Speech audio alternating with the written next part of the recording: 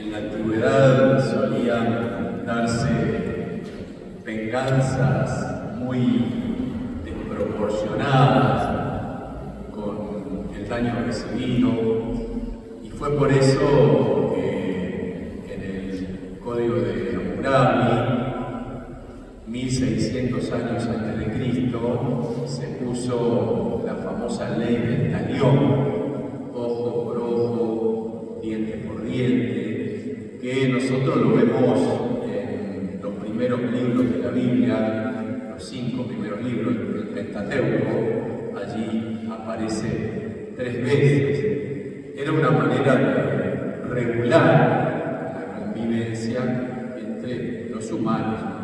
Lo que pasa es que eso también tenía una gran crueldad. En la actualidad todavía esto se sigue aplicando en algunos países musulmanes, en Irán en concreto. Hemos escuchado muchas noticias de casos donde se aplicó esta ley del talión, algunos muy duros.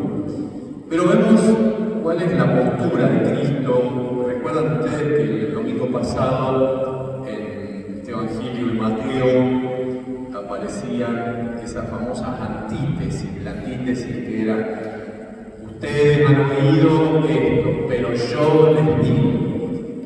Cristo el domingo pasado presentó 4 antítesis, y en el Evangelio de hoy aparecen 2 antítesis. La primera, que se refiere a esto de la ley del talión. Ustedes han oído que se dijo ojo por ojo y diente por diente, pero yo les digo que no hagan frente al que les hace mal. En definitiva, Cristo está mostrando que el discípulo que está llevando adelante una vida nueva ha de procurar descartar por todos los medios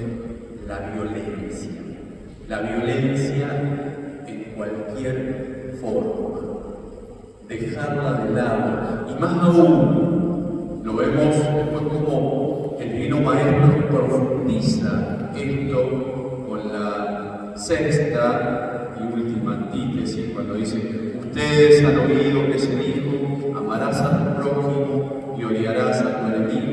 Pero yo les digo, amen a sus enemigos, rueguen por sus perseguidores, etc.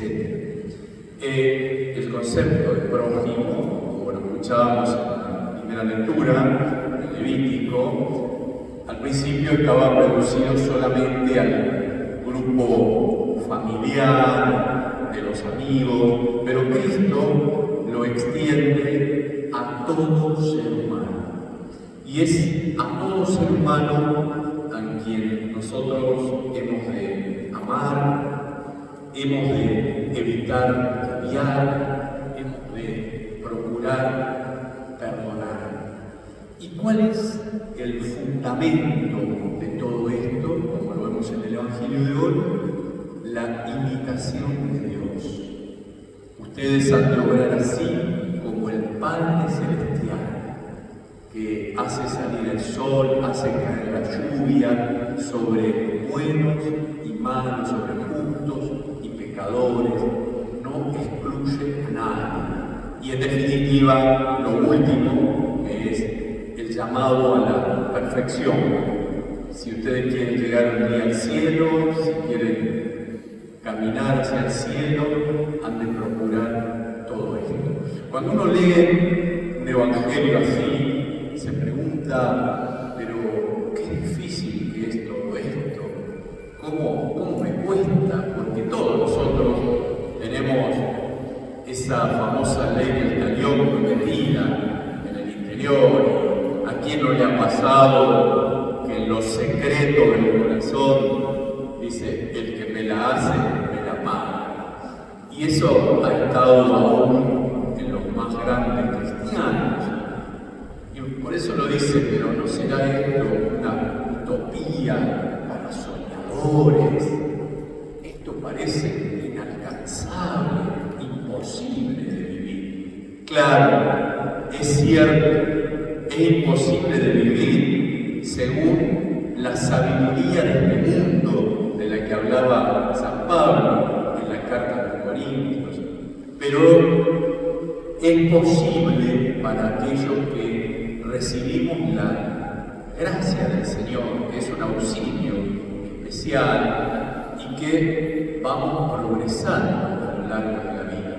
Por eso hemos visto en la historia a personas que han perdonado en los momentos cruciales, tan difíciles. Uno lo ve, por ejemplo, a una Santa María Goretti, que a su propio asesino, mientras él la intentaba matar con un cuchillo, ella lo perdonó, y eso a este hombre, que después tuvo muchísimo tiempo en la cárcel, lo llevó a recapacitar, a convertirse, debido al testimonio de esta joven heroica que murió perdonando y aplicando este evangelio en un momento extremo, ¿verdad? Pero claro, aquí Jesús nos está hablando de amar a los enemigos. Pero ¿de qué tipo de amor Jesús nos está hablando? Recordemos que existe el amor afectivo, que es un amor de simpatía, de amistad, y el amor efectivo, que consiste en hacerle el bien al otro.